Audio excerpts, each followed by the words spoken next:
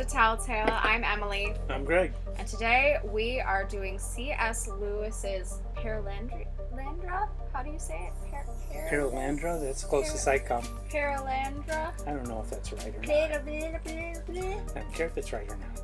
For some reason, I keep calling it Perelandria, and I'm like, what? No, That that's sounds not... better. We'll like just change it. I'm gonna name Call a the publishers. child We're that changing someday. the name of this book. We're gonna name a child that. Anyway. So yeah, C.S. Lewis, this is the second book in his Space Trilogy. And it's a trip. That's for sure. Yeah. So, how do you want to go about this? Should I do synopsis, or do we want to just dive right into it? Well, let me give a little background on this. It of course, is the sequel to Out of the Silent Planet, which was published in 1938. Yep. This wasn't first published until 1943, so there's quite a bit of time that elapsed between the two. So this is the second of the Space Trilogy, which is actually a misnomer. Yep. Because, the third book is That Hideous Strength, but before he died, he was working on a fourth book called The Dark Tower. He didn't finish it, but what he did write was published posthumously. I haven't read it yet. I'm waiting for my copy to get here. And of course, I got to read That Hideous Strength Yeah, first. we got to get through the rest of it.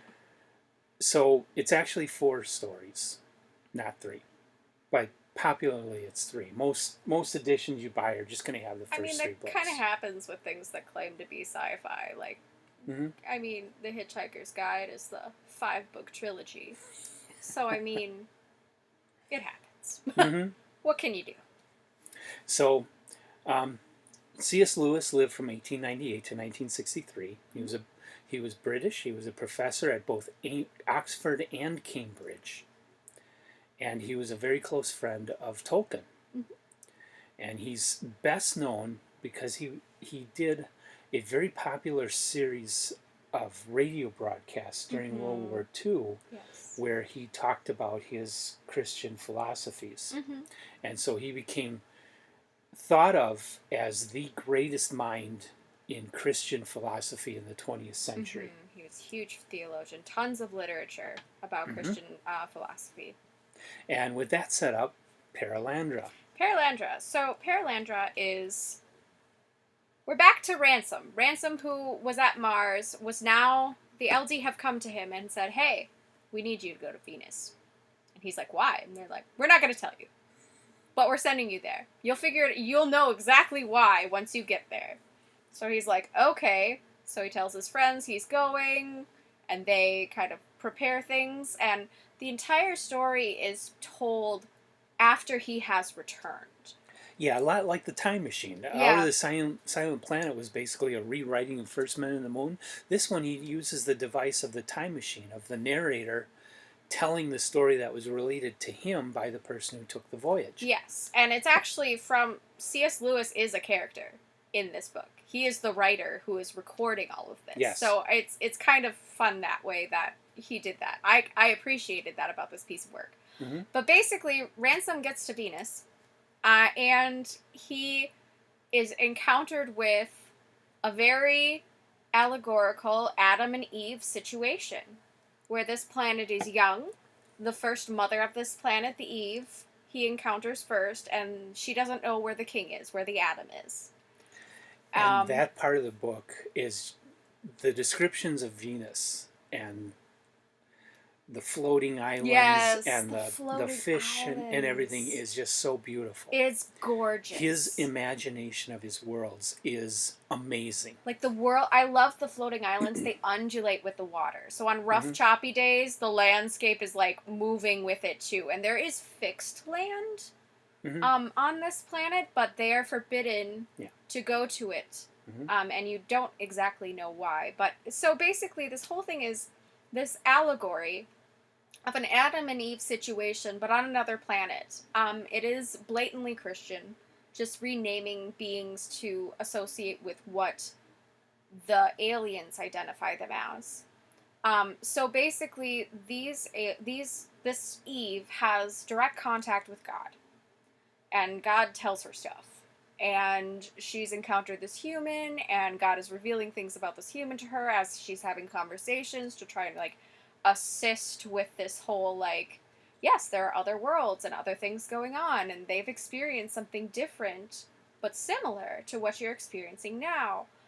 And then, as he's having these encounters with this Eve, and they continue to have conversations on and off and discuss things philosophically about the differences and similarities between their worlds, Dr. Weston, who is a character in the previous book who had kidnapped Ransom to take him to Mars as, like, basically a slave to trade for goods and services, has found a way to get to Venus and drops in.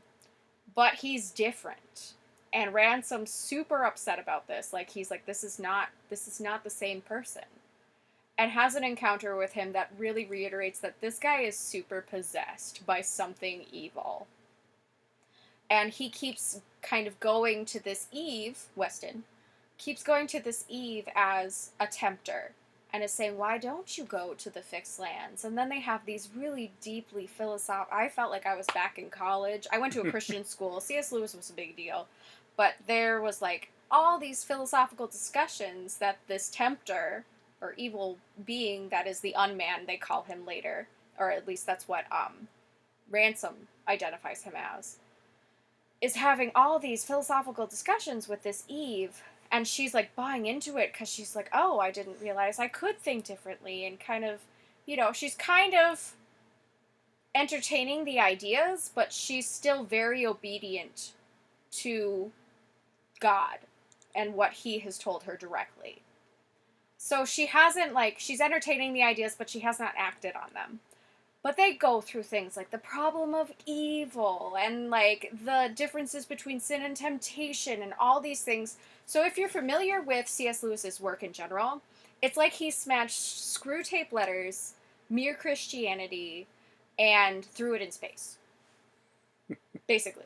Like, he kind of just took this and, like, the Genesis and the Bible and just threw it all together in space. Mm-hmm. So if you're familiar with those works, I actually recommend those works before you read this. If you're not familiar at all, Screwtape Letters is an interesting book by C.S. Lewis because it's about a demon writing letters to his nephew on how to tempt humans and how to trip them up. It's a really interesting read.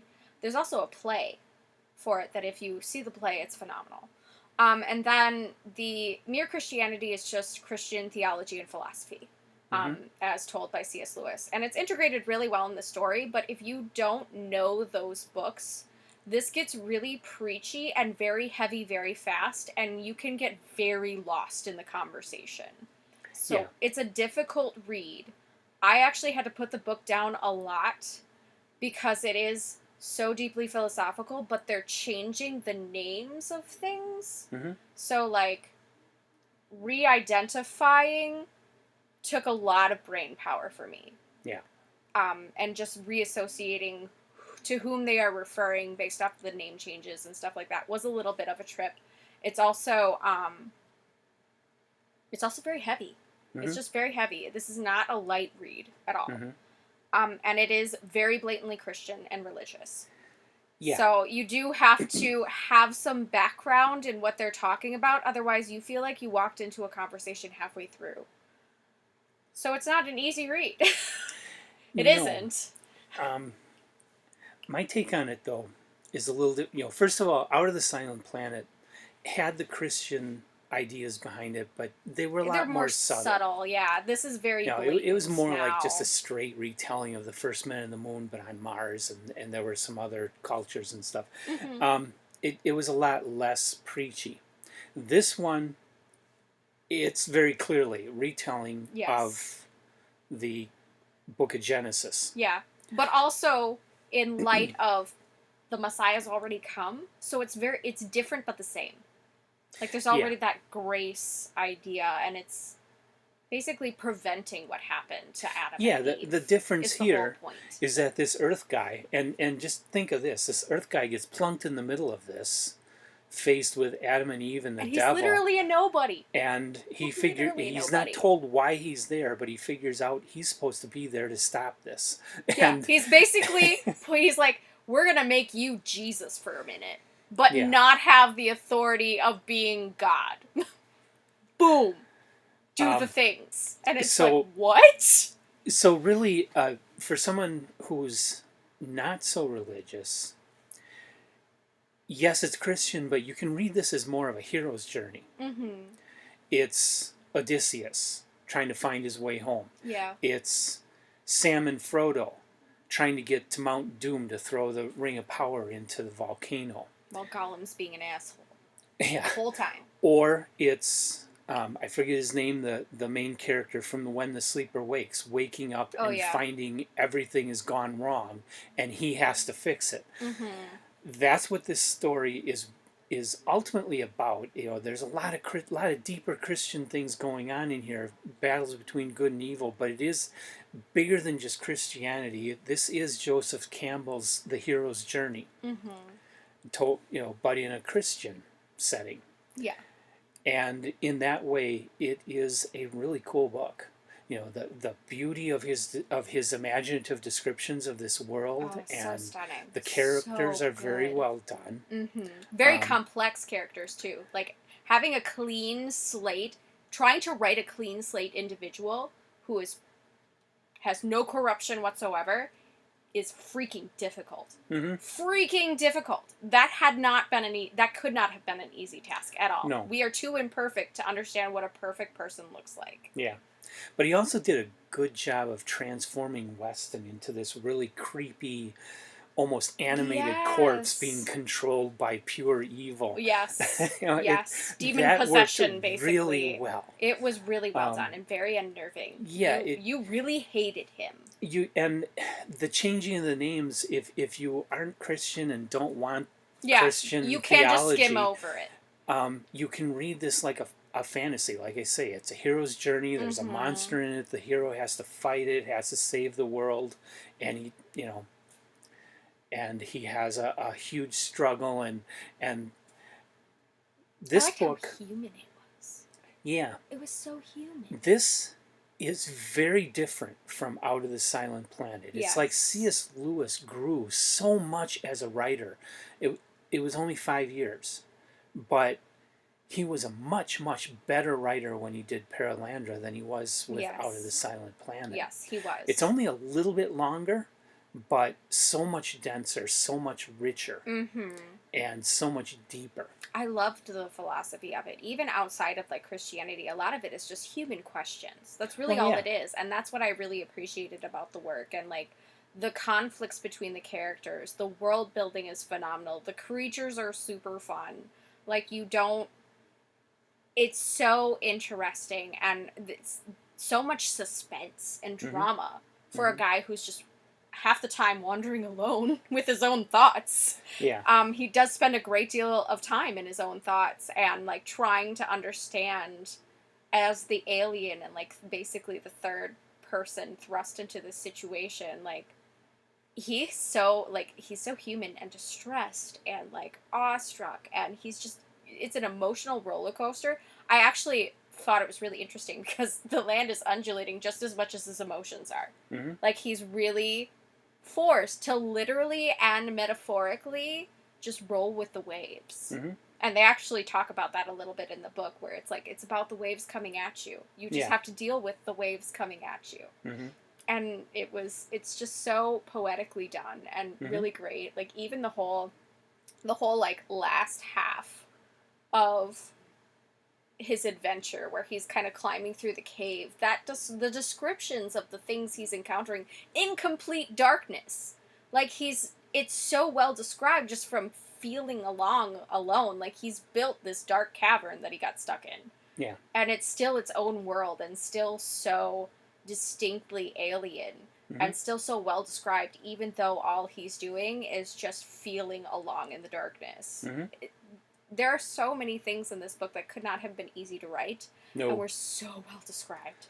I couldn't get over that. So if you don't get caught up in the philosophies, it's great. Yeah, I mean, you can treat it as, and well, like, without the Silent Planet, I remember I said the science was ridiculous. Of course, the science in First Man on the Moon was ridiculous. Yeah. So it's at best science fantasy, not science fiction. This book even more so. There just isn't any science. I mean, even in 1943, we knew Venus was nothing like this. So it's definitely fantasy with just some science fiction trappings. So don't go into it thinking you're going to get something like Isaac Asimov or Robert Heinlein out of this book. It's more like Tolkien. Yeah, it is. If anything. But it's brilliantly done. Yeah, it is really well done. And the last half was a little preachy. It's kind of like the Book of Revelation for the universe. And it's very blatantly Christian. I could deal with that though, because like I say, it's the struggle of this guy against this monster, this evil, and a hero overcoming his adversity. Yeah. The only part I couldn't really stomach much was the last chapter, which was just this prayer. Yeah, that's what I'm talking about. It's basically the Book of Revelation for the universe. Yeah, but I mean, it's written like a prayer. It's written like the Lord's Prayer, and I thought that it just didn't fit. It just seemed that's the part where C.S. Lewis was just kind of like, and here we're going to have a gospel story for you, and we're going to convert some people through science fiction. It seemed too much like somebody who'd spent too many hours in church and didn't know how to tell a story without adding the Lord's Prayer at the end. Yeah. It just was that went on for several pages. Yeah. It does get a little preachy. That's more of a warning though. Like if you can, I actually skimmed a lot of that. I didn't do like a thorough reading because I'm like I get the point now because I grew up in that culture. 3 pages of it, I thought this is ridiculous. I basically like I grew up in that culture, so I understood what they were doing and I understood where it was going. So I didn't feel a need to read it in thoroughly because that was railed into me in college too. Yeah. Like, I shouldn't say railed in. It was preached at you, and you just understood that was part of the culture, and understood that was part of the narrative. You just did. So overall, it's a great adventure. You could probably skip the last chapter, up to maybe the last couple pages, or second to last chapter. I think is where a lot of it happens. No, it's the last chapter. Is it? The whole, okay. And then like you say, the last couple pages it goes back to a normal narrative. Yep. So it's. It's a pretty good book. I think it's a great fantasy. Yeah, I don't think it's for everybody. Overall, it's an amazing book. And like I say, I don't think you have to really worry about the Christianity in it. I mean, if you read like Lord of Light by Roger Zelazny, it's going to have a lot of Hinduism in it. Is that going to turn you off? Maybe not. But it shouldn't because it's just... Did it turn you off? If you have trauma from your religion, it's a huge trigger. But I mean, did it turn you off to read the Iliad and the Odyssey with all the Greek mythology in it? No, it just actually I thought it was treat cool. It that way. C.S. Lewis actually like integrated that a little bit into the story. I thought it was cool how the Ostaras were actually literally Mars and Venus, like literally the demigods. Although I thought that was kind of cool. I kind of felt that was pushing it for Christianity. Depends. Let's bring in pagan characters and make them gods. Theories from the book of Genesis that the Nephilim were the fathers of great men of old. So who's to say Hercules didn't exist? Okay. You know, like if you come from that perspective. So there are theories that he's integrating that are a little bit more like subtle. But I thought it was cool that he chose to do that. He also had a pretty there was a certain like paragraph where he talks about gender and sex, which I thought was actually pretty progressive for his day. I thought that was really, really nicely done and addressed without being, like, overly anything one way or the other. It's just kind of this understanding that there is a difference between sex and gender. Yeah. And recognizing that. And I thought that was actually extremely open-minded for a conservative Christian, for one, and two, for the age in which this was written. Well, exactly. But he wasn't a conservative Christian. I saw something on Facebook where somebody was using C.S. Lewis to justify right-wing ideas, and somebody shot back, C.S. Lewis was not right-wing. He was left-wing. Yeah, and a lot of people... Yes, you are correct. He was pretty progressive for... Yeah, and, well, a lot of what's in this book, you know, even just the idea of changing Christianity to... become the planets of the solar system. Intergalactic Christianity. Yeah, there was a time when he would have been burned for that. Yes, you know, there is. It's a big deal. A lot of what he's doing is pretty... It's pretty controversial. And really pushing it for a Christian, you know, especially a someone as prominent in Christianity as he was to be writing a book like this that goes against the canon of Christianity. I thought that was, it was pretty ballsy of him. Yeah. It's a great book. It is a great book. And I think I had a hard time personally with it just because I could not separate the faith from the adventure. Because I was raised in that culture, I still believe a lot of it. I don't believe everything of it, but it's one of those things where I just really thought if I could have eliminated that, I think I would have enjoyed it a lot more. Yeah. Because I was trying too hard to integrate the two instead of just enjoying the story. This camera's going all crazy, so we got to stop now. This is a top tale, for sure. It really is, for sure. It's phenomenal writing. Really great. And so awesome we'll get philosophies. to That Hideous Strengths this May. Yeah. Okay. It's a big chunk of... Look at this. Yeah. This whole last Yeah, That tab Hideous here Strength is as long as the is first as two books long put as together. The first two books, so. So we've devoted the whole month to that. There you go. And we'll see you next time. Yep, thanks for watching. Bye.